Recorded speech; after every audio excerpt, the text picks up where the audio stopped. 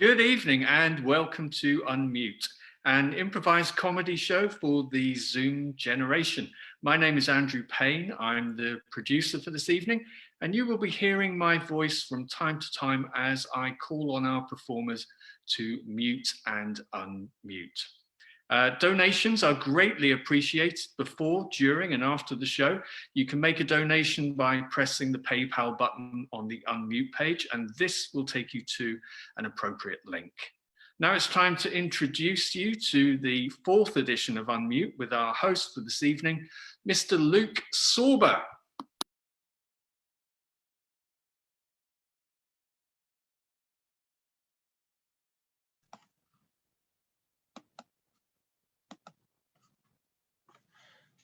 Good evening and hello and thank you for joining us this 4th edition of Unmute. As our producer has said, it's improvised comedy for the Zoom generation, and we need you, Zoom generation, because that's who you are. Please be generous and use the chat box to put in your suggestions, because that's what myself and my guest will be basing our improvisations on. And the sort of things we're looking for, as usual, are jobs and occupations, suggestions of hobbies or obsessions.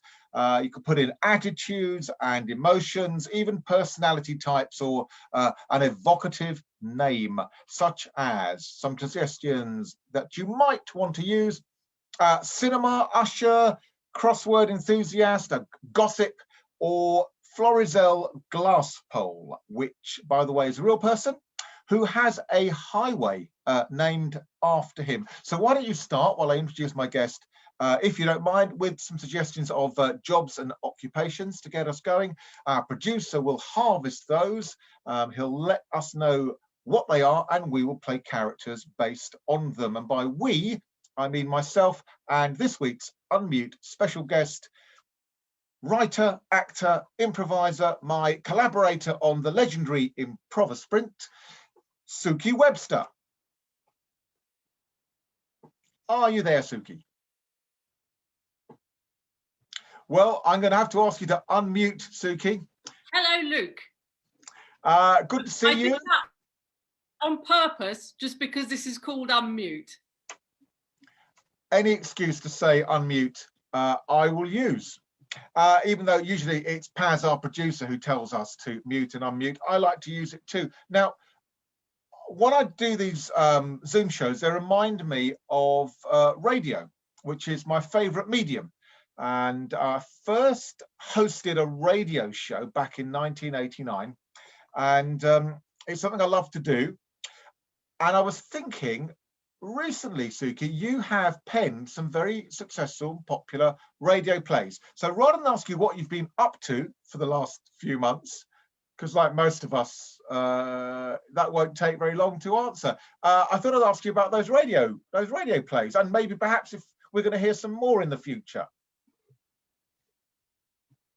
Yeah, so they were on Radio 4 last year, and in fact they were repeated during the first lockdown on Radio 4 Extra, and they're called My Obsession. So the first one, my character breaks into the hotel room of her favourite stand-up because she's very angry with him because he hasn't signed a get well card to her best friend. And to begin with, we think she's the most obsessive until we realise that he out-obsesses her, but about himself. So they're both obsessed about the same thing. They've got that in common. But by the end of the first one, she was going off him because she realised just how obsessive he was about himself. Obsession and self-obsession, and by coincidence, because I didn't know which play you were going to talk about. Obsessions is one of the categories of suggestion we're encouraging the viewers to put into the chat box.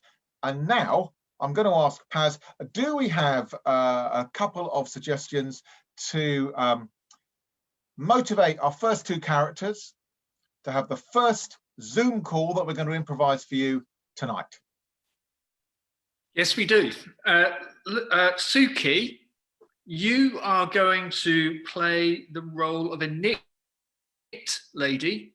A knit lady.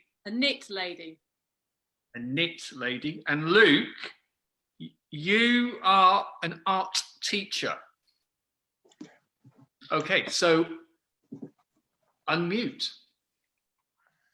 Or mute, I should say mute. I should get myself, should get this right. So mute away and then we'll come back.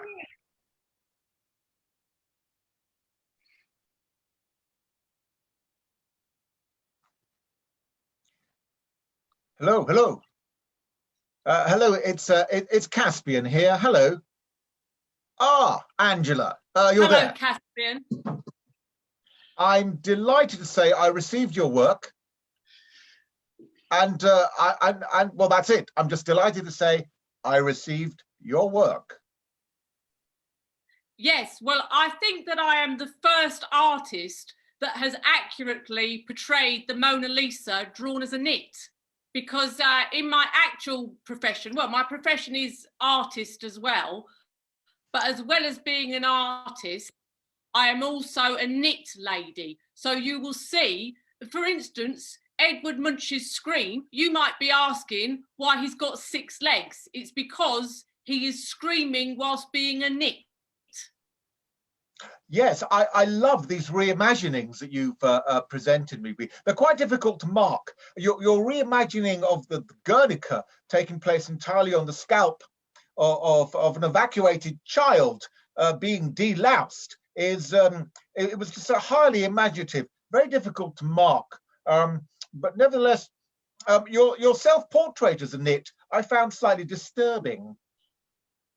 Oh, was it the fact that it was a knitting? Because I did wonder if I had overlaid the symbolism a little too much. And you'll notice that the sun in the corner is taken from Picasso's Cubist period. Well, I hadn't noticed, but I'll certainly look out for it. Yes, I think you were overlaying the visual metaphor. But actually, I was talking to Damien. Damien Hurst and myself, we went to college together. I was talking to David, and originally, rather than working with sheep and sharks, he could only afford tiny little installations with the most microscopic of insects. It's how Damien started. Well, I believe he used several insects. And one of my particular favourites of his is PG Woodlouse, the cut in half woodlouse, reading a book inside formaldehyde, it then put in plastic and kind of set there like this. I found that beautiful. It's both beautiful and terrifying, which is something many of my students have said about me. Caspian, why, I don't know. Well, you'll find out if you're late sending your work to me. So we're going to exhibit it. I want to exhibit it at Goldsmiths. Yes. Really? Basically, Goldsmiths College will put anything on their walls and call it art. So why not your knit work? That is brilliant. Thank you, Caspian. That is the best news I've had all year, because obviously during this time I haven't been able to do an exhibit, and I haven't sold quite as much of my knit art as I normally do. Oh, you will. This is very exciting. You will. We're going to have an opening full of celebrities. All the celebrities have names that remind people of insects. So obviously, guests of honour are Ant and Dec. Of course. Who else would it be? I'll talk for a moment whilst you try and think of a few more, because I realise you wrote the guest list moments ago. Yeah. I've driven into a little bit of a cul-de-sac there. I'm sure there'll be others. Of course, there's the late great Nit King Cole.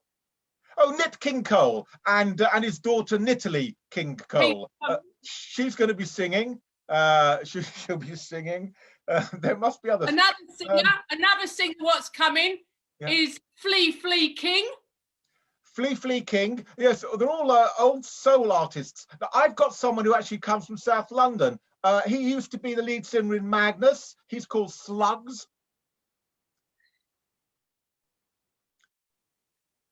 Very good. And Very that's all good. of them. You got I one think in the end. I got one. Yes. That's all of them. It's a very small. I was very also. I was thinking that as they came in, I could maybe have a knit station and check their hair for knits. That, you know, that might add a bit of a story to it. I mean, you know, if you don't think that A-listers and B-listers and C-listers would mind, I thought that, you know, a bit of a head health check whilst looking at knit art, it might just be something. What do you think? Why would they mind? It takes away the stigma that knits are only things that poor people get in their hair, and that it's not true. It's not They're true. not. Anyone. No. It's not. No. And I think I remember a Marina Abramovich performance art in which all she did was remove knits from people in the audience. It was either her or it might have been Yoko Ono. It was one or the other. I mixed them up. Who could say? I have to say, I haven't heard about it, and I've done a lot of research on knit art. To be fair, I thought I was the first, but you know, if I wasn't, all I can tell you is I'm not homaging, i.e. nicking anybody else's work. This is purely and only my work. All your own work. I'm going to go and make the arrangements now. I'm going to talk to the caterers, so I'll just be popping out. I thought we'd have some drinks beforehand, and I thought we might have some of those, you know, those lovely mosquito cocktails. You know, have a glass of mosquito. So I'll go and organise that with the caterers. And Thanks, mute. Caspian. Thanks. Ah, lovely knits lady. Hello. Hello. Charles Dickens also wrote a book called Nicholas Nicholson. I don't know if you've read that one. That's very good. Anyway, you are now going to make... Yes. You're going to make a call now to your local DPD delivery driver, who is quite ecstatic, an ecstatic DPD delivery driver. And right. Unmute. And unmute. Hello, I'm just calling you because online it said that you were near my house and that there was only 2 minutes to go, and that was about an hour ago. So I'm thinking you might be lost. Hello. Hello. Yeah, I wasn't lost. I was waiting. I got some great news. I was waiting in the cab, and I'm sorry. I'm sorry. I'm late. I held you up. I got some great news. My shift is ending early tonight. I just can't believe it. I don't know what to do with the time though, because my job is you don't stop moving, and now I've got I finished early. I don't know what to do. I actually want to go and sort of deliver parcels, but I don't need to.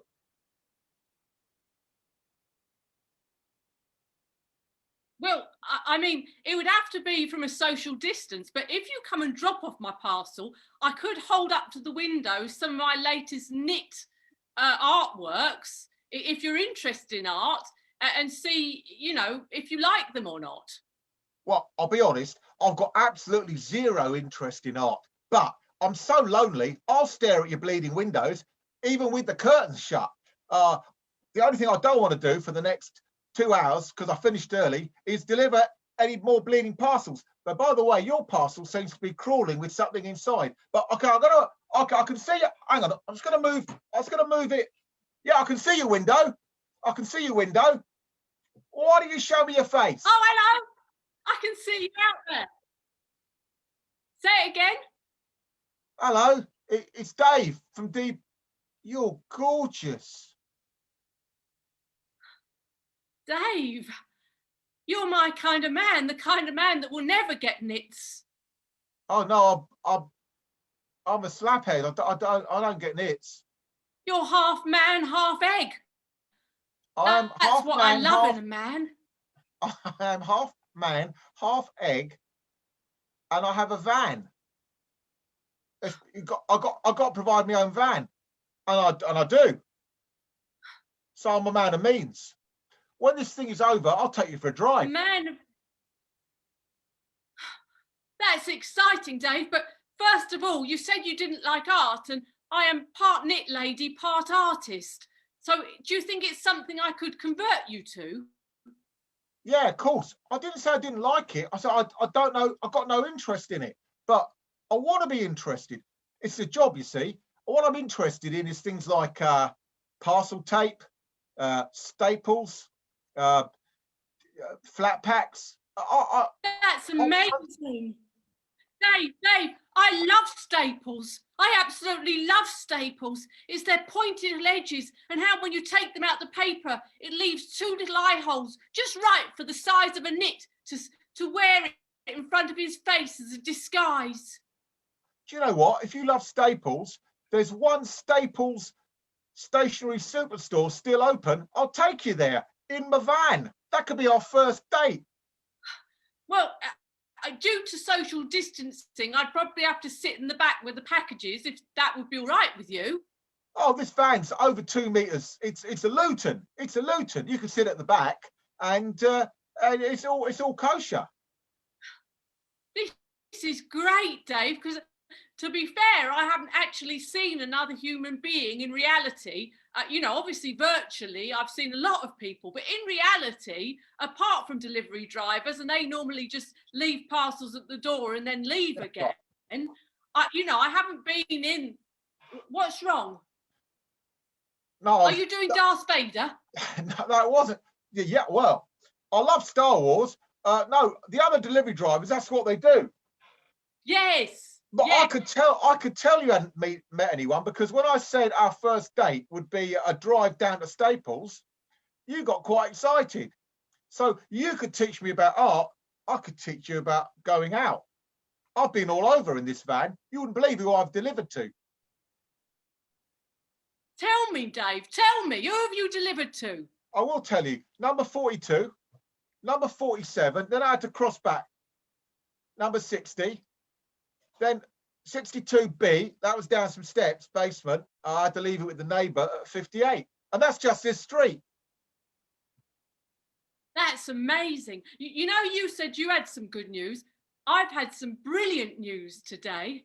I spoke to my art teacher, and he's got me an art exhibition at Goldsmiths, and everyone's coming, big celebrities and everything. I'm on the map now, Dave. I've no idea. I didn't know you were famous. Oh, I'd have been too shy to say hello if I'd known you were famous. Are you going to be all right going out with the delivery driver? I'm not famous yet. No, I'm not famous yet. No, but I'm on the first rung of the ladder, so to speak. I know what'll happen. When you become famous, you'll dump me. Yeah, it's happened before. I used to date Vanessa Phelps. Then she became famous, dumped me. Then I dated Robbie Savage. He became famous, dumped me. And that's it. I think you're overthinking this, Dave. I think you're overthinking this. I'm not that kind of a person, and I feel a bit offended that you think a knit lady artist would treat someone like you like that. I don't know if I do want to go out with you now, Dave. I've still got another hour before my next shift. Is it all right if we just stay friendly? By the way, this parcel of yours really is crawling. It really is crawling, this parcel. And mute. I think we need to mute there. Dave, you're getting off early. You need to make a call to your boxing club, the boxing club. And unmute. Hello, it's Dave. It's Dave. All right, Dave. How are you doing? Bing bang bosh, bing bang bosh. It's Blind Barry Banks. Hello, Blind Barry. Hello, mate. How are you coaching? How's it going? I'm going to be late. I thought I'd tell you I'd be late in case you thought I was there on account of being blind. So I'm not there. I'm going to be late. I got held up by... I can hear all right. Oh, So, yeah, so you what would have have I heard been me. hitting? Sorry? What have I been hitting if you haven't been here? You're shadow boxing, mate. You're shadow boxing. It's Right, right. I wondered about that. Yeah. So anyway, I'm in peak fitness. I reckon I can go in the ring in a tournament. You know, I've had enough sparring. I've had enough training. I want you to line me up with someone I can, you know, test myself against. The thing is, Dave. The thing is, bing bang bosh. The thing is, your heart hasn't been in it because your heart hasn't been in anything. So I did set you the task of finding a lady friend last time what I did see you. How has that gone? Oh no, I know. You said that if I don't know, I've got to have a stable home life if I'm going to achieve in this sport. So I met this knit lady, and it started really well, and then it all went terribly wrong. But I think the coaching I need is life coaching, Blind Barry. It's, you know, it's not the boxing. I don't know. I don't know what. I mean, you've been married like 6 times. You know, what's your secret? Well, my secret is normally that they love the guide dogs. So all I can say is get yourself a cute pet.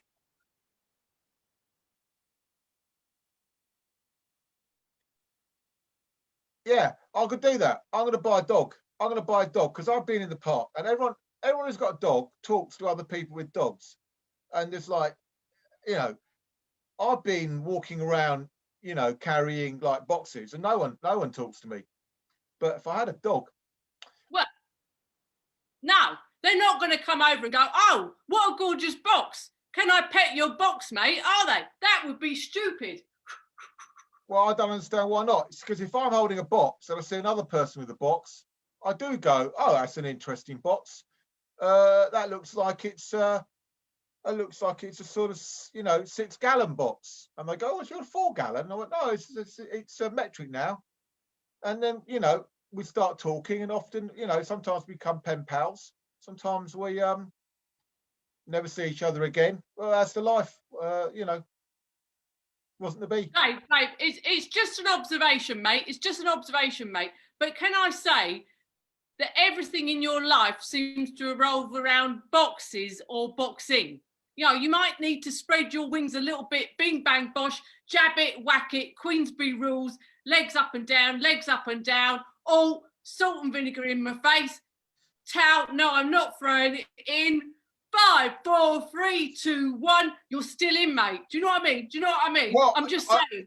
I know the first bit that you said, but my Cockney rhyming slam, it doesn't stretch all that way. So I was with you. Then I had the legs up and down, salt of vinegar in my face, and I couldn't translate those. But I'm happy to do them. I mean, I'll do it. I mean, you know, if it's going to get me more frames, I'll throw salt of vinegar in my face. I'll put my legs in the air. You're right. I am obsessed with boxes. Well, you know, it's what us boxers do, isn't it? Little cut, salt and vinegar on your face. Yeah, I didn't know that, but I've decided I'm going to get a boxer dog. Oh, And then I'm probably going to watch a documentary on the... Hang on. My glasses lifted up off my face then. I couldn't tell. Yeah, no, I was going to say I was going to get a boxer dog and then watch a documentary on the Boxer Rebellion. And then I thought, no, that's the point you're trying to make with your apples and pears, teasy weezy, flame grilled barbecue in your ear, elbows on the table. You better believe it, mate. You better believe it. Well, listen, I'm starting to cool down, so I'm going to go and punch some bags. All right, I'm going to go. All right. Yeah, I'm going to go to Battersea and I'll see if I can get a rescue cat and put it in a box. A cat box. Mate. Cat box. That's an idea. And mute. Barry? Where are you, Barry? Hi, Here I am, Barry. mate. All right, Barry. You need. I'm all right. I'm all right. It's nice to hear. All right, you've got to ring your mate up. His name's Trent. All right. Right. All right. Unmute. Yeah, unmute.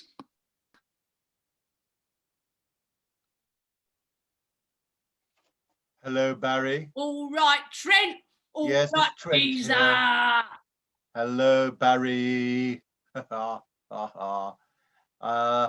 So you've called. You've called at a good time. I'm available.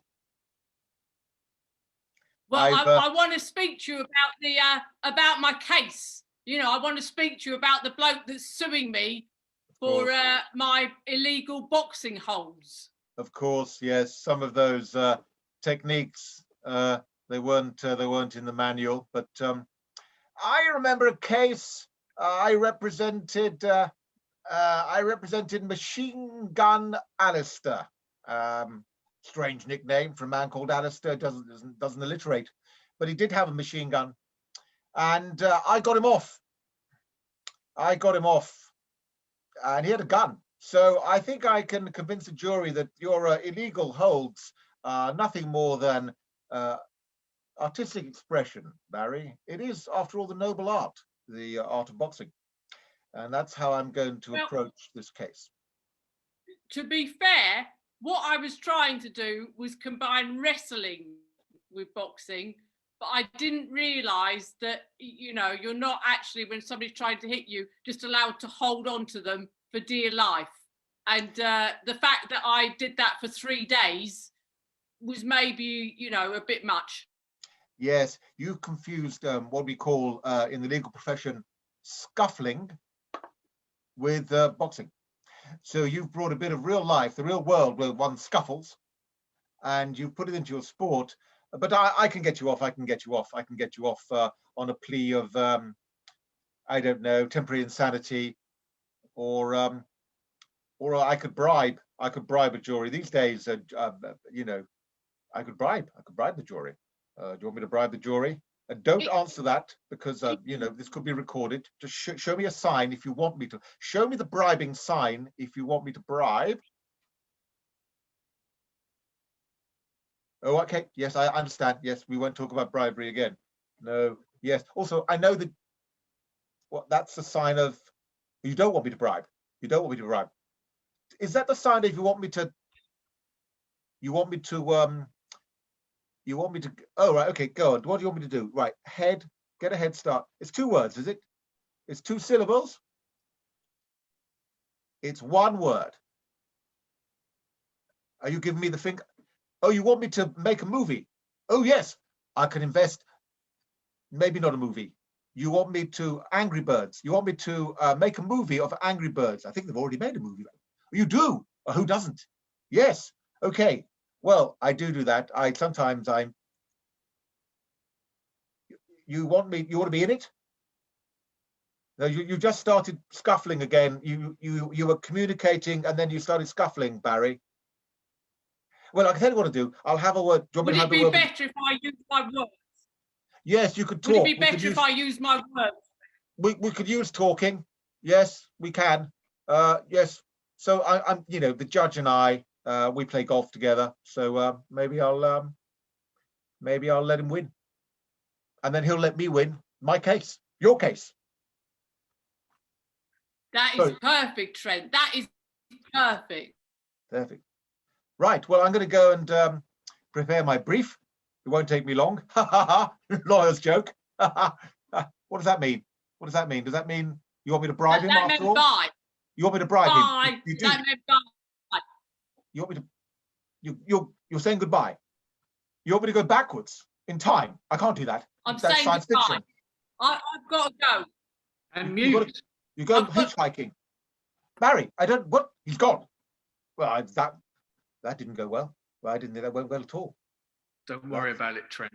Don't worry. You've got to make a call to Jeannie. She's a pilot. Okay. All right. Jeannie the pilot. I charge. It's £100 a minute. I'm a lawyer. I don't talk for free. In fact, Andrew, I'm going to have to charge you for this minute you've talked to me. Okay, well, so viewers, put £100 in the PayPal donation, and then get Andrew to forward it to Trent, because that's the minute he took of my time. That's very clever. You know, I'm a lawyer. We don't joke. Hello, Jeannie. That's 2 minutes now we've been here. Yes, £200 you owe me. Unmute, for fuck's sake. Oh, swearing. No, that doesn't cost anything at all.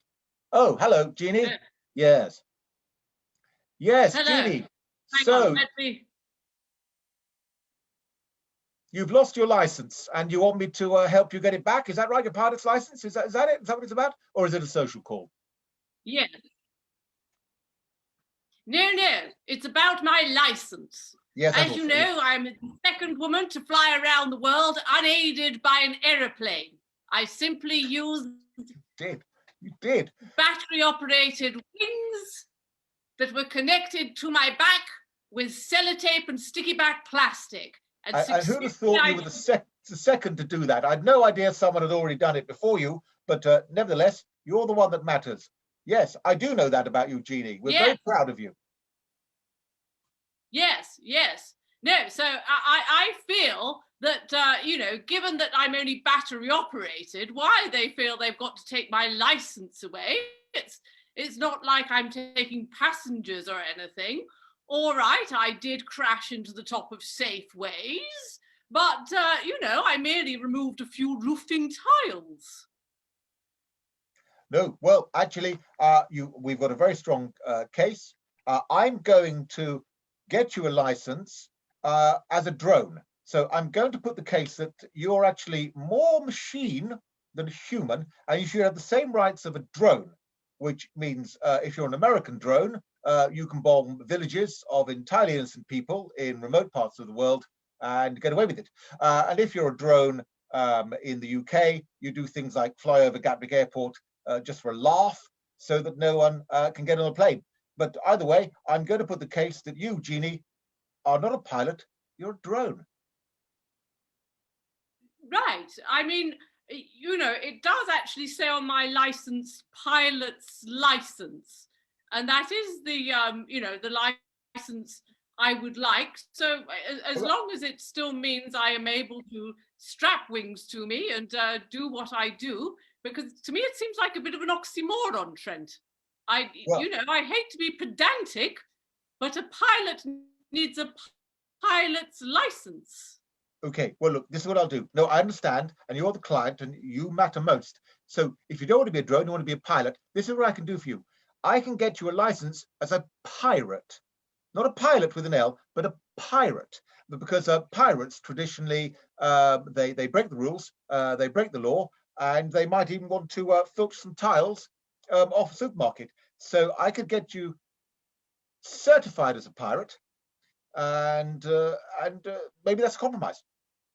Do you like sailing? I could live with that. I could definitely live with that. You know, so long as it's a pirate's or a pilot's license, and the fact that I can strap battery-operated wings to my back, I can probably work with that. Well, that's absolutely. In this country, if a gentleman or a lady wants to strap battery-operated wings to their back, even though we don't have a written constitution, that's considered the right of all UK residents to do. So, Jeannie, I would have thought so, Trent. I would have thought so. We're not living in a police state. We're living in Britain, Great Britain. And what makes Britain great is people's ingenuity. And it is my ingenuity that meant I flew myself with simply made wings strapped to my back around the world.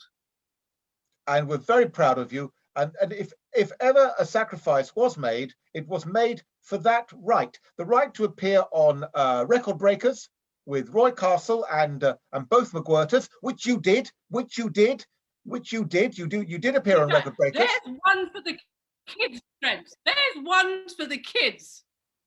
There's one for the kids. Yes. So and the Guinness Book of Records as well. You're in that too. And who doesn't want to be? It's my favourite book after Burke's Peerage, and ideally I'd like to be in both. Jeannie, and you are in both because you are Lady Jeannie. Yes. And is it cold? Yes. Just is it cold where you are? Can I just say though that ever since I have been put in there as a Lady Jeannie, I do sometimes get calls of people asking me, can they have 3 wishes? So I'm wondering if we can possibly sue them. I mean, I don't mind that so much. However, when I am shopping in Waitrose and people come and say, might I rub your lamp? That I don't want strangers rubbing my lamps. I find that objectionable. So that is another lawsuit I would like you to deal with, Trent. You know, I'd be delighted to deal with that. I can see an enormous claim for compensation. Someone rubbed you like a lamp, aisle 4 of Waitrose. Oh, I can see them. This is a gold mine. Jeannie, I'm going to talk to the partners and we'll get that case booked into a court. Yes, And mute. I think if I was called Dame Jeannie, were you off, Trent? Okay. Toolpip. Hey, Jeannie, we've got time. You've got time for one more call.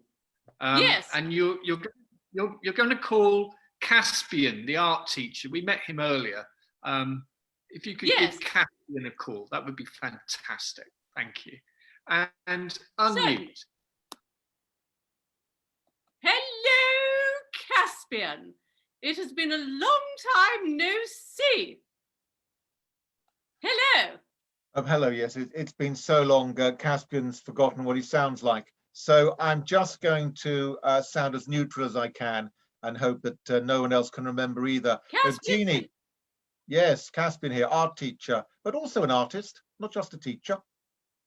I know that, Caspian. I know that. Now listen, my dear, I realised that I broke our relationship off due to me having rather tired biceps after a very long flight. I think I was tired and emotional. My blood sugar was low. Whose wouldn't be, having flown around the world? But I feel I acted too hastily, Caspian. So I'm wondering if perhaps you might want to go on another virtual date and rekindle the flame that once was the passion that turned my propeller. Well,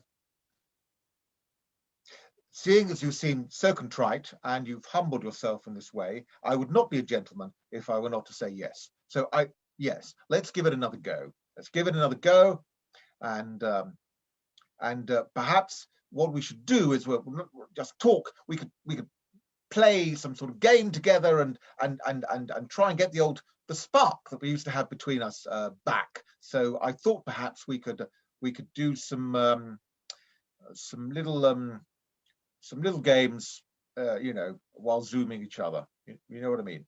Little games. What game do you want to play, Caspian? Name a game. I'm a game girl. Name your game. Okay, we're going to play Mumbles. Mumbles is a game where you mumble something. How do you play that, Caspian? Well, I haven't decided. I've just come up with the name. So now I've got to come up with the rules. I will. All right, here are the rules. You mumble, and I tell you what you're mumbling, and then I mumble, and then you tell me what I'm mumbling, and then it's over. Then it's finished. It's just called Mumbles, and it's named after the place in Wales where Catherine Zeta-Jones comes from. Right, you are.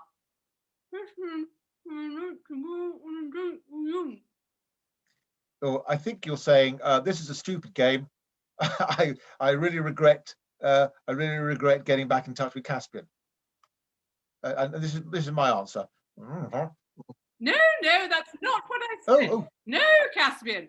No, right, well, no, okay, no. good. I'll try it again. Hello, Caspian. Would you like to go on a date with me?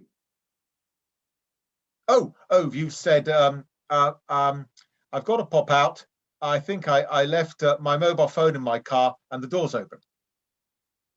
Yes, is that right?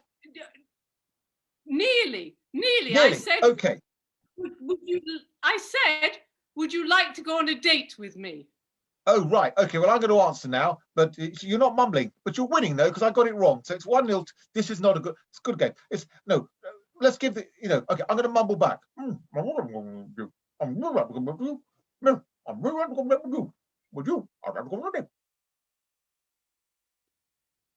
It sounded like I'd like to go on a date with you. Would you like to go on a date with me?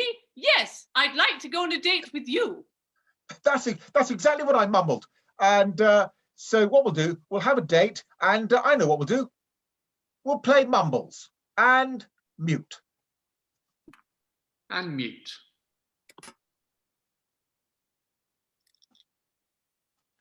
You have been watching Unmute with Luke Sorba and Suki Webster. Technical support tonight was by Beth Black. If you've enjoyed the show, why not show your appreciation with a donation by pressing on the PayPal button on the Unmute page? And we'll be back in 2 weeks with our special guest, Ruth Bratt. Unmute is a Picard production. Have a lovely weekend, everyone, and thanks for tuning in and watching. Good night.